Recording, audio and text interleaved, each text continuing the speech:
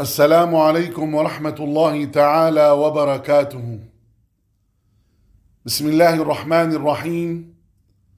الحمد لله رب العالمين، وأفضل الصلاة وأتم التسليم على سيدنا محمد وعلى آله وأصحابه أجمعين.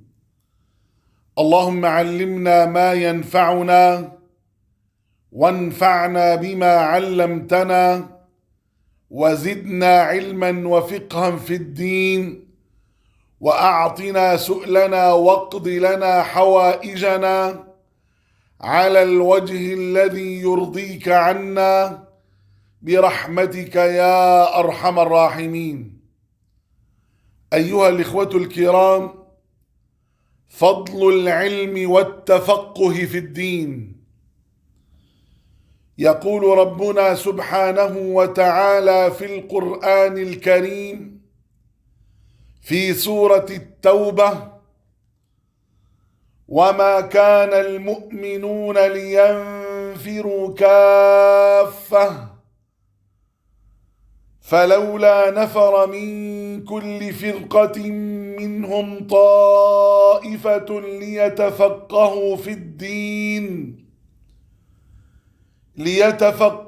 في الدين ولينذروا قومهم إذا رجعوا إليهم لعلهم يحذرون.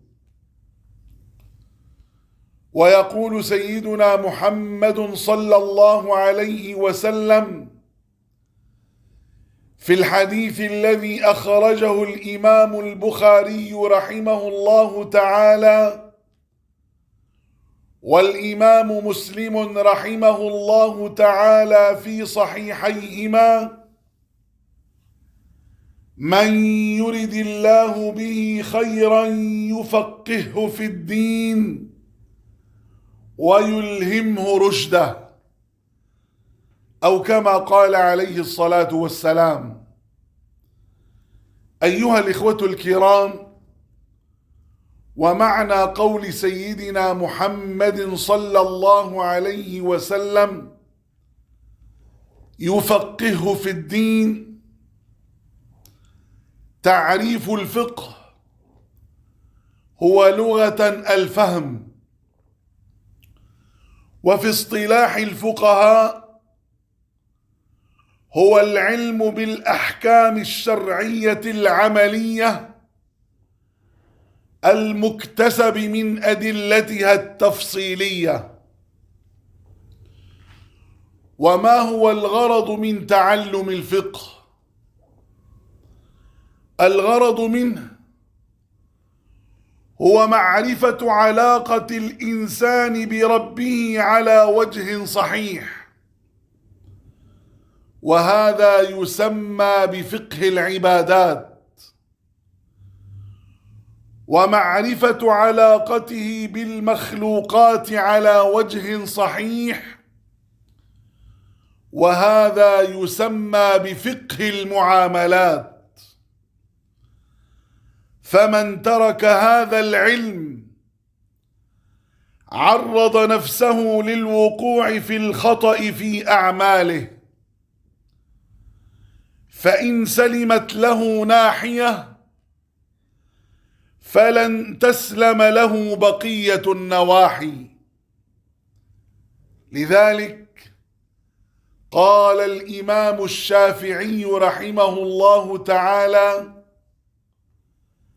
من تعلم القرآن عظمت قيمته. اللهم انفعنا وارفعنا بالقرآن العظيم، واهدنا بالآيات والذكر الحكيم. إذن من تعلم القرآن عظمت قيمته، ومن نظر في الفقه نبل قدره، ومن كتب الحديث قويت حجته، ومن نظر في اللغة رق طبعه، ومن نظر في الحساب جزل رأيه ومن لم يصن نفسه لم ينفعه علمه. صحيح هذا الكلام أيها الإخوة الكرام.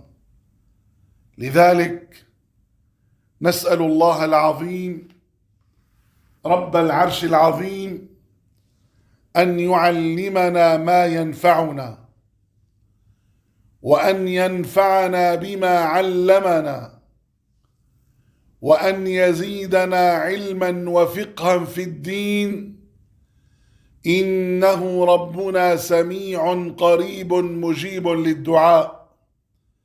آمين آمين آمين، والحمد لله رب العالمين، وصلى الله وسلم وبارك وعظم وأنعم على سيدنا محمد وعلى آله وأصحابه أجمعين.